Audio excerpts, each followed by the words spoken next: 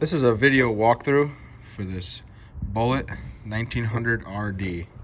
We're going to start up here at the front and work our way all the way around and go to the inside.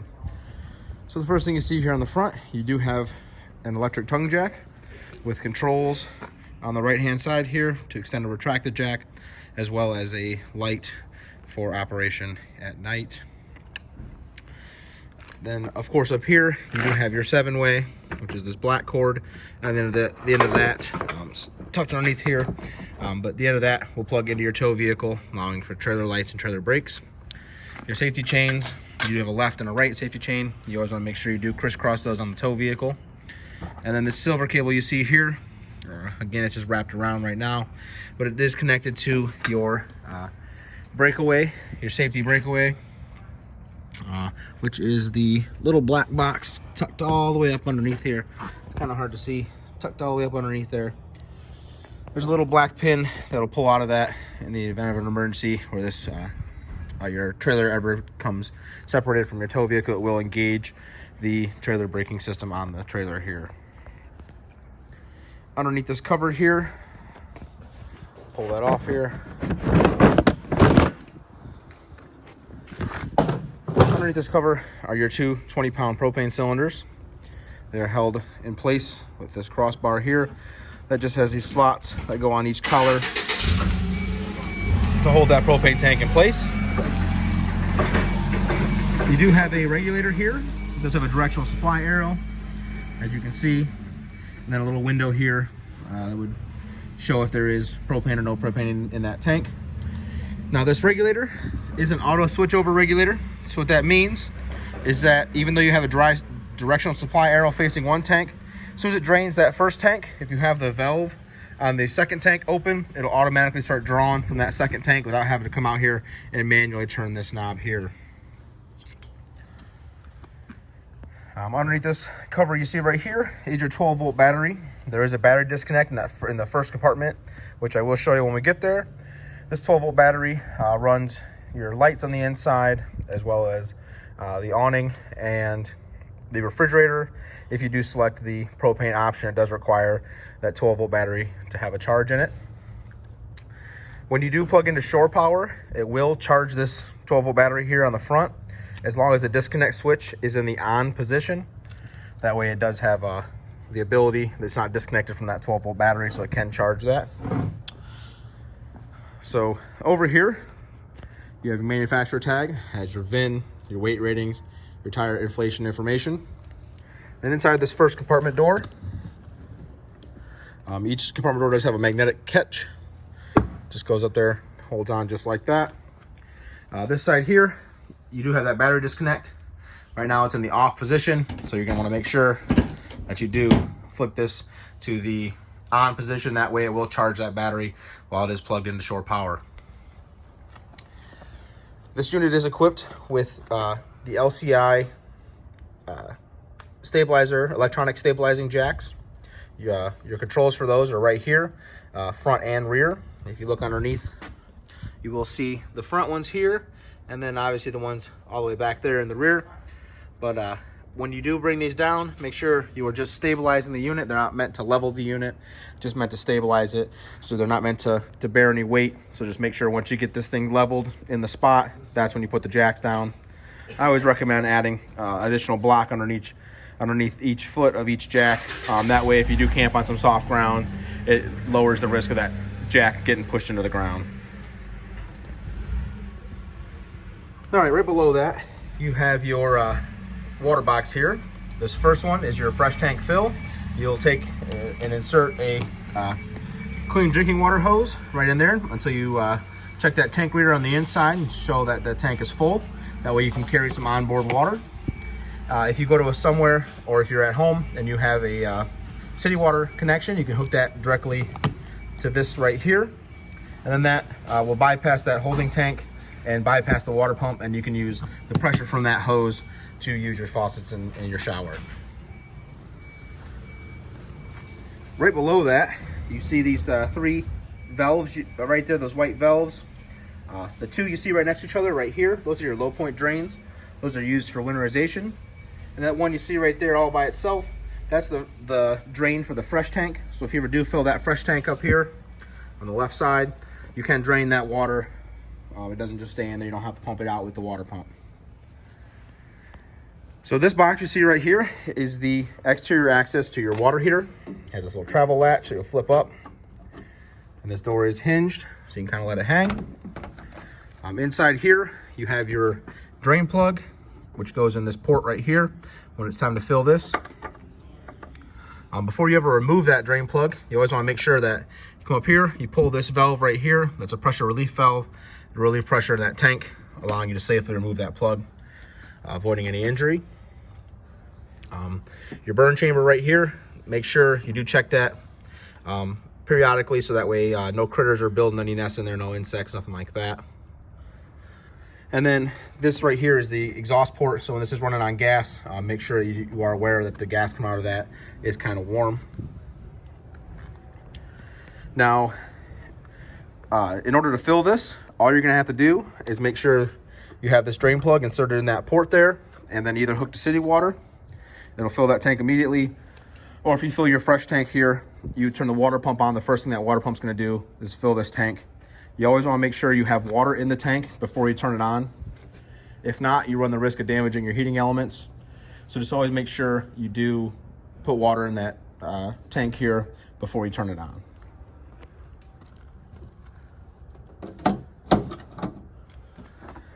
And then right underneath here, you can see it is labeled gray tank and black tank. This is your sewage outlet. You have a gray handle there for the gray tank, and then a black handle there for the black wastewater holding tank or waste holding tank. That cap on the end of that sewage pipe sticking down has a quarter turn. You just quarter turn lock it in there. It has little ears on it.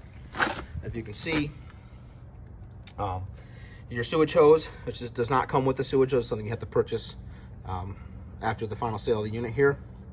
But the sewage hose will have the same kind of fitting on the end of it as that cap. It'll lock in place. Always make sure you have that locked in place before you pull either of those valves. Worst would be the black tank. Right above it here, you do have this exterior shower here. The door is a little tricky to get open there. It's easier with the key. But you do have a slot to stick the head of the shower here. And you do have hot and cold.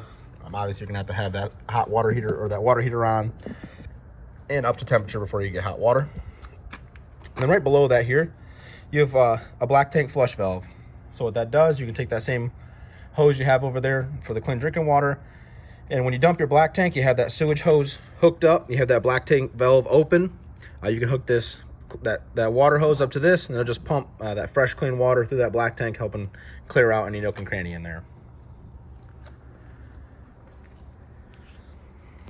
So this vent you see here is access to the back of your refrigerator. There's really no maintenance required inside there, but I would check it periodically, again, to make sure there's no insects building any nests in there. To check it, you'll just turn these 90 degrees, which will unlock both locking mechanisms there, and you can pull that off there. Right below it here, you have your furnace exhaust vent. So again, just like the water heater, the gas coming out of there will be kind of warm when you are using that appliance, so just keep that in mind. Then right next to that here, you have your 30 amp short cord power supply here. On top, you have a blue light indicating you do have power going to this outlet here. Have this little retaining ring on here that you can thread on, that way that this doesn't get bumped and accidentally pulled out of there. And it does come with this short cord. The short cord here is yours. It does come with the unit. And then on the back of this side, you do have one more storage compartment here. Again, with the magnetic catch. And you just have the storage. Inside here, there is a light. Any light you see like this, it will have that little button in the middle.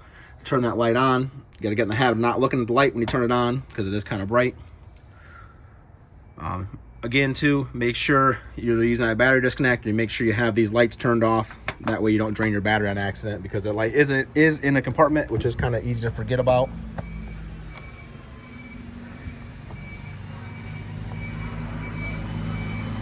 So right here on the rear, this is an inlet. If you go somewhere that has part cable, or if you have a remote satellite, you can hook it here, and it kind of acts as a splitter. That way when you put a TV on the inside, you can go directly to that coax fitting that's already mounted on the inside, saving you the trouble of having to physically run a cable to the back of the TV on the inside if you do plan to mount a TV in there. You have a full-size spare.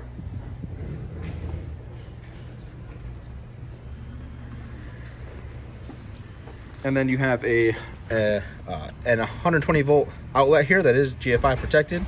That GFI is going to be in the bathroom. If you ever trip that, if that ever gets wet. You have your power awning here, as well as your 2 outdoor speakers. And you can see that the awning lights are on right now. Your entry steps, these just fold out. So there's same thing to close them up. That folds up just like that. You'll pick up on the front of this step here, and push it back in place, and then just lock in just like that. The entry door handle here just is on a spring. You push up on that, and it does just rest against the door for travel.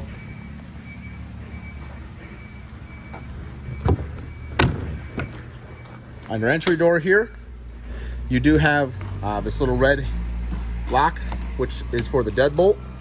If you'd like to lock just the handle here, you have to do it on the outside with your key. The screen door is held on with this little catch on the back of the handle here. It's got a little groove that gets caught right there on the door. And then this little panel covers up in case you'd like to have that screen door open to keep any insects out.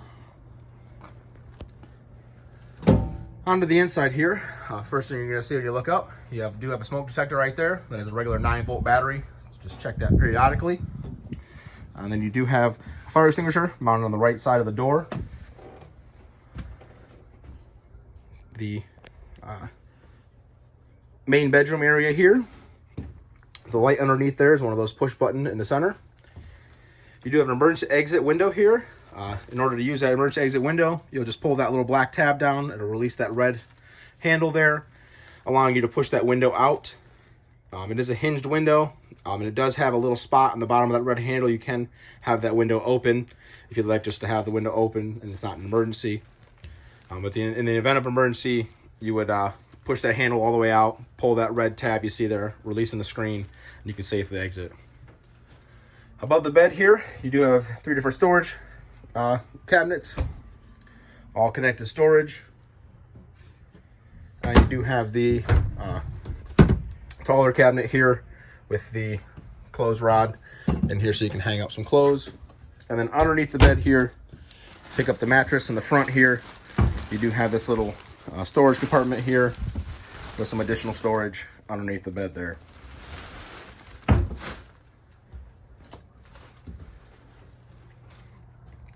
So right here to your left, as soon as you walk in the door, you're going to have your awning control switch down here. One thing to keep in mind with these electric awnings, if you've never had one before, they have no stop on the extend side. So if you're just holding the extend button, the awning will fully extend and then continue rolling that same direction, which will cause the awning to roll back closed. You won't hurt anything doing that. It's not recommended, so just keep an eye on it. When you see bare awning tube and there's a little flap on the awning, they'll come down. Once you see that, you know you've reached full extension and you can let go of the button. Right above it here, you do have the ceiling light control switch here for the lights in the ceiling. The porch light is your awning light, then the water pump, and then the water heater on liquid propane gas or electric. You can run this on both propane and electric at the same time if you'd like. It'll always heat up faster on propane, but it'll heat up even faster if you do run propane and electric. And then right above it here, you do have your tank readers. So this does have the option for 2 black tanks and 2 gray tanks. This unit is only equipped with 1, so you're only gonna look at black tank number 1 and gray tank number 1. But on here, you can see the readout. Right now we are plugged in, so our battery is gonna show full because it is charging it. Our fresh tank's empty, our black tank 1 is empty, and then our gray tank 1 is empty as well.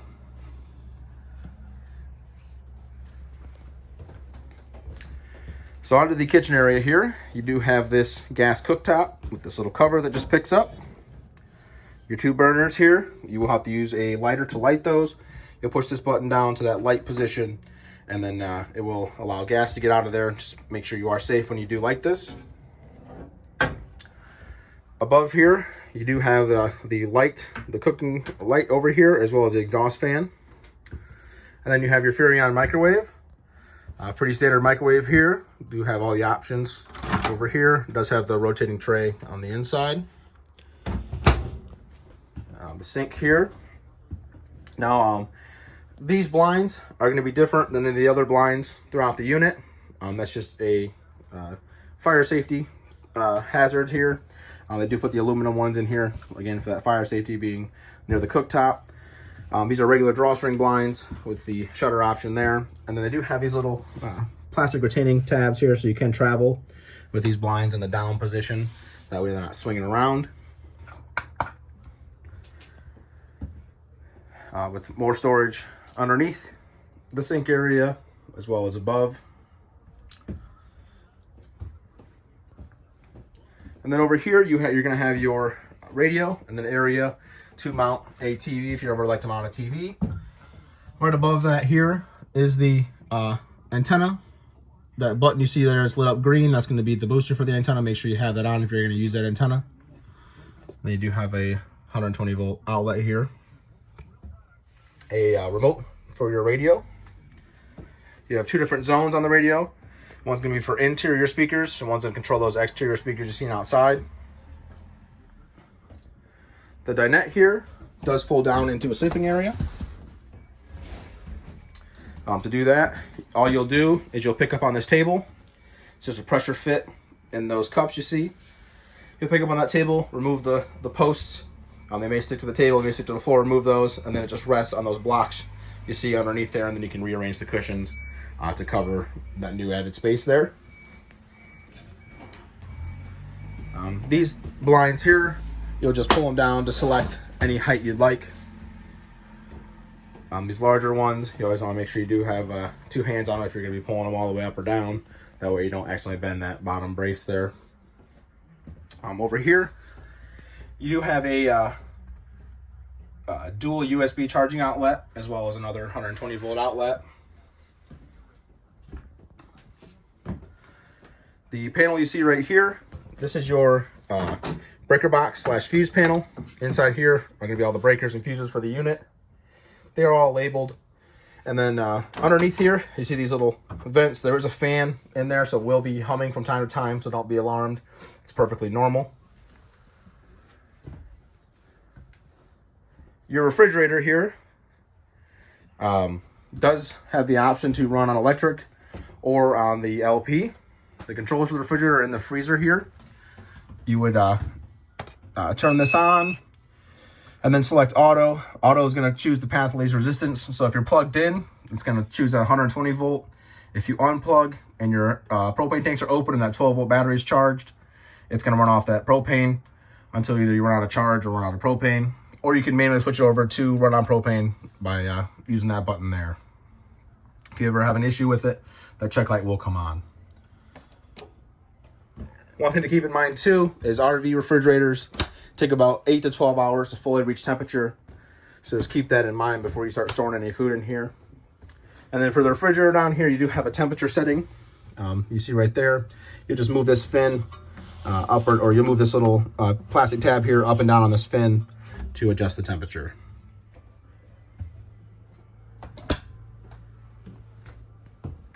The vents you see in the floor, those are going to be for the furnace. And then your AC is going to be right above us here. The controls for the AC are right underneath of it. You do have these adjustable vents here, as well as a filter underneath this here. All the controls are there. It does have the option for the heat pump. I do not believe this unit is equipped with it, but you do have the option if you'd like to install that later on down the road. Your furnace thermostat is going to be right here. So to turn this furnace on, this tab up here, you have to push it. It's kind of hard to push. That'll push it, turn that furnace on, push it back the other way, turns that furnace off. To adjust the temperature, you're going to come down here. This tab you see right here is going to adjust the temperature of that furnace. Right below that, you have your LP detector. So this LP detector runs off the 12 volt battery in the front. So if you do leave this thing sit for a little while, with that battery disconnect in the on position and that 12 volt battery up front gets low, that detector down there will chirp, letting you know you do have a low voltage in that 12 volt battery up front so that it can't properly read the air. If it's trying to alert you that you do have a gas leak or a carbon monoxide leak, you will know it's a much different tone. But if you hear it chirping, the most likely cause is going to be that low voltage in that 12 volt battery up there in the front. And then last but not least here, you do have the bathroom. You have a vent right outside the bathroom with this knob. You just twist to open that up. And then you have one more inside here in the bathroom with an exhaust fan.